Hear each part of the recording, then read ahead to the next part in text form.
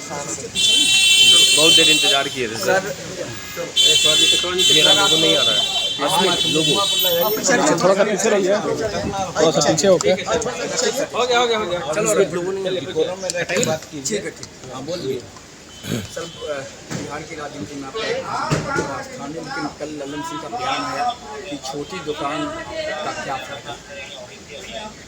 देखिए हम उनका सम्मान करते हैं, उनका जो भी इरादा रहा वोट करने का हमको उससे कोई मतलब नहीं, लेकिन दुनिया के लोग कह रहे हैं और साधारणतया अर्थ भी लगाया जा सकता है कि दुकान का मतलब होता है खरीद को, तो माफ़ करेंगे खरीद को में वो लोग विश्वास करते हैं और यही किया है वो लोग।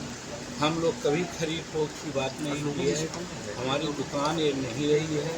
हम जनता के हित में जब मुख्यमंत्री के रूप में 34 निर्णय लिए थे उसी को इम्प्लीमेंट कराने के लिए हमने हिंदुस्तानी अवाम मोर्चा सेकुलर का गठन किया और उन्हीं निर्णयों को इम्प्लीमेंट कराने के लिए पार्टी का हम लोग निर्माण कर करके काम करते रहे, उनकी का समर्थन किया।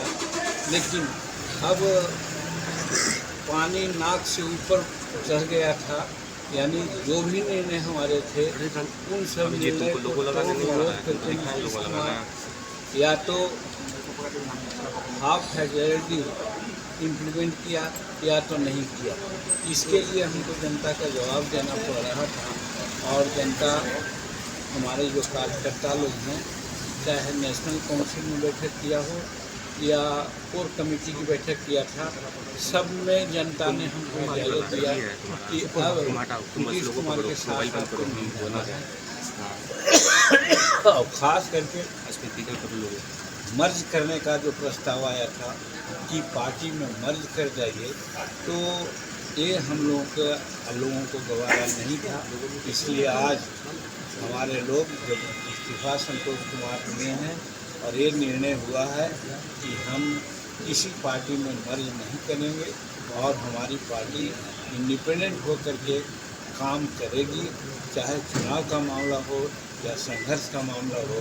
और इसके लिए हमारे लोग आज जुबिलियंट हैं, आज पटाखा फोड़ रहे हैं कि मान लीजिए अच्छा नहीं। कल प्रेस कॉल लड़ेंगे सर। अब तो 18 तारीख को जो हम लोग कार्य समिति की बैठक बुलाई है, कार्य समिति की बैठक में निर्णय लेंगे कि हम लोगों को क्या कल सर नहीं था। इसलिए आज हमारे लोग जब इस्तीफा संतोष कुमार दिए हैं और ये निर्णय हुआ है कि हम किसी पार्टी में मर्ज नहीं करेंगे और हमारी पार्टी इंडिपेंडेंट होकर के काम करेगी, चाहे चुनाव का मामला हो या संघर्ष का मामला हो। और इसके लिए हमारे लोग आज जुबिलियंट हैं, आज पटाखा फोड़ रहे हैं कि मान लीजिए अच्छा नहीं। कल प्रेस कॉल लड़ेंगे सर। अब तो 18 तारीख को जो हम लोग कार्य समिति की बैठक बुलाई है, कार्य समिति की बैठक में निर्णय लेंगे कि हम लोगों को क्या कल सर एक गति ये कहे कि हमने तो उनको मुख्यमंत्री बनाया, वो इतना सम्मान दिया, लेकिन फिर भी मांझी जी चले गए, ये अपने आप में समझ से बाहर है हमारे की। हाँ जरूर समझ से बाहर उनको होगी और हम किसी का खिलाफत नहीं करते हैं। हम राजनीति में सबको सम्मान देने के लिए आए हैं, अगर देते हैं हम नीतीश कुमार को भी सम्मान देते हैं। लेकिन एक ही प्रश्न आप लोग के माध्यम से पूछते हैं, जब जीतन मांझी 9 महीना बिहार का मुख्यमंत्री रहा, कौन ऐसी गलत काम थी जिसके लिए उन्होंने गैर कानूनी गैर संवैधानिक कार्य करवा करके हमको बाध्य किए कि साहब हम मुख्यमंत्री नहीं बने। क्योंकि लेजिस्लेटिव पार्टी की बैठक बुलाने का हक होता है लेजिस्लेटिव पार्टी के नेता को, और हम नेता थे और हम बैठक बुला चुके थे 19 फरवरी 2015 को। उस बैठक में निर्णय होता है, लेकिन कौन ऐसी बात आएगी शरद यादव को मिला करके उन्होंने 13 फरवरी को बैठक बुला ली और हाई में जल्दीबाजी में उसी में निर्णय उन्होंने ले लिया। तो गलतफहमी तो उन्होंने की है, उनको लगा कि जीतन मांझी ऐसा न करेगा तो दिक्कत होगी। और बात सही है, 19 फरवरी को जब राज्यपाल महोदय को हम इस्तीफ़ा देने गए थे, उस समय मेरे पॉकेट में लेटर था कि असेंबली भंग कर दें। अगर हम में महत्वाकांक्षी होती कि हम और मुख्यमंत्री रहे तो हम 6 महीना तो मुख्यमंत्री रह ही सकते थे। हम कार्यवाहक मुख्यमंत्री के रूप में रहते अगर असेंबली भंग करा देते तो, लेकिन हम भंग नहीं किया, हमने इस्तीफा देना उचित समझा।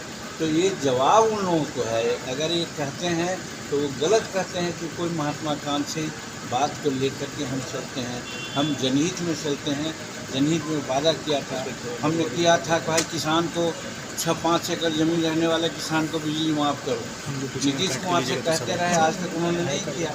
जनता हमसे पूछती है कि आप सरकार में हैं, क्यों नहीं माफ़ हुआ।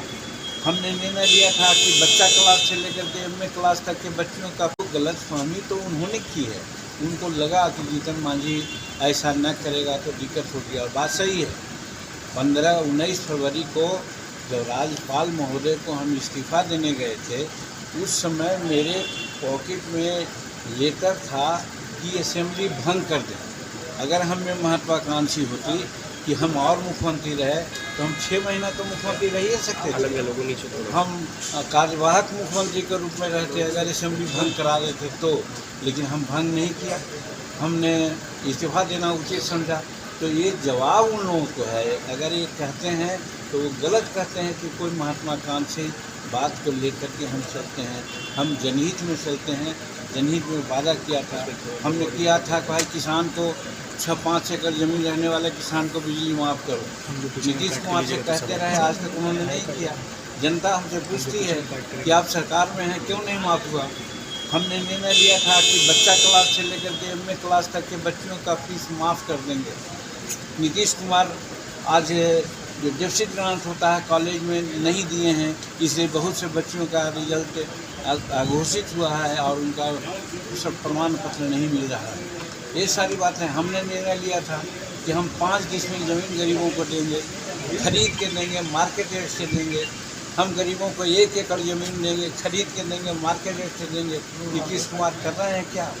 ये सब बात न कर रहे हैं। इसीलिए लोगों ने हमसे कहा कि साहब अब आप अगर हैं तो जानबूझ करके नीतीश कुमार से आप मिले हुए हैं, आप अपना वादा को भूल गए हैं। और तीसरी बात, आज देख रहे हैं कि दारू की नीति है, शराब नीति है।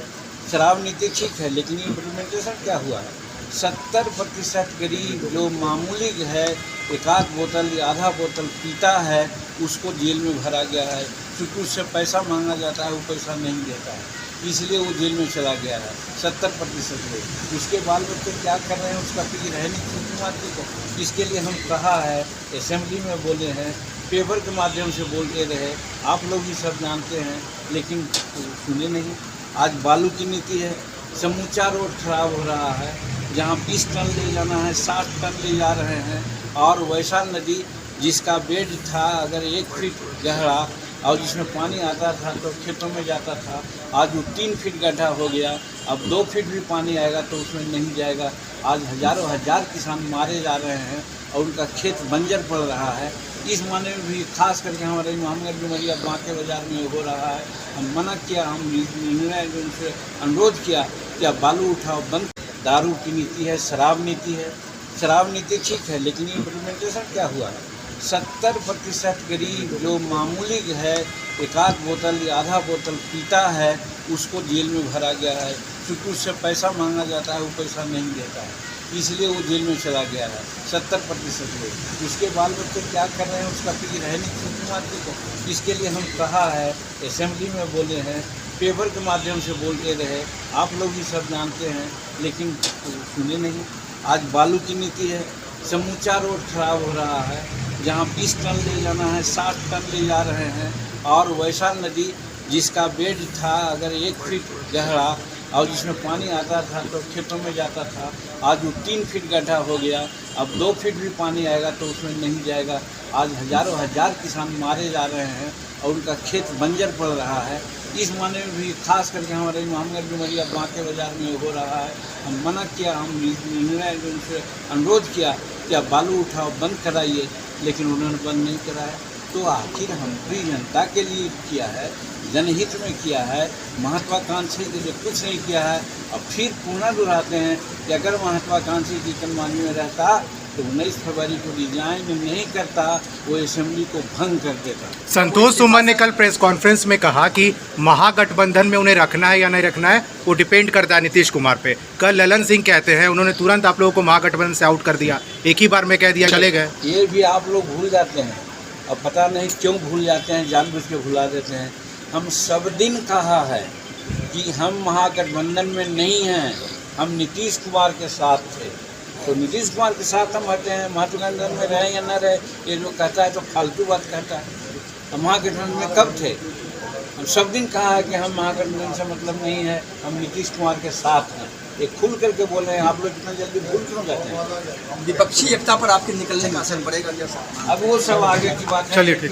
मजबूरी बात मैंने करता भविष्य के घर में है, इसके बाद आपके ठीक है। नमस्कार, मेरा नाम गरिमा है। मैंने इस बार यूपीएससी की परीक्षा में ऑल इंडिया रैंक 2 हासिल की है और मैंने अपने इस जर्नी में परफेक्शन आईएएस से आंसर राइटिंग के दौरान मदद ली थी और मेंस पर फोकस करना बहुत इम्पॉर्टेंट है बिकॉज मेंस का स्कोर ही आपको इस रैंक तक या आगे पहुंचा सकता है।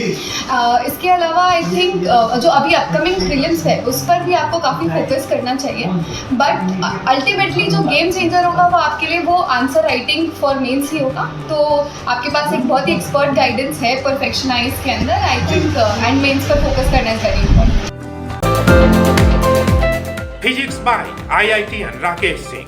IITG और नीट के लिए पटना में सबसे बेहतरीन संस्थान। यहाँ आपको बेहतरीन संसाधनों के बीच शानदार कोचिंग एक्सपीरियंस मिलेगा। 2021 में IITG में 27 और नीट में 32 बच्चों को सफलता मिली। 2022 में 27 बच्चे IITG और 43 बच्चे नीट में क्वालिफाई किया।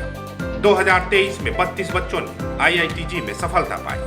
Kumar tower, boring road, Patna.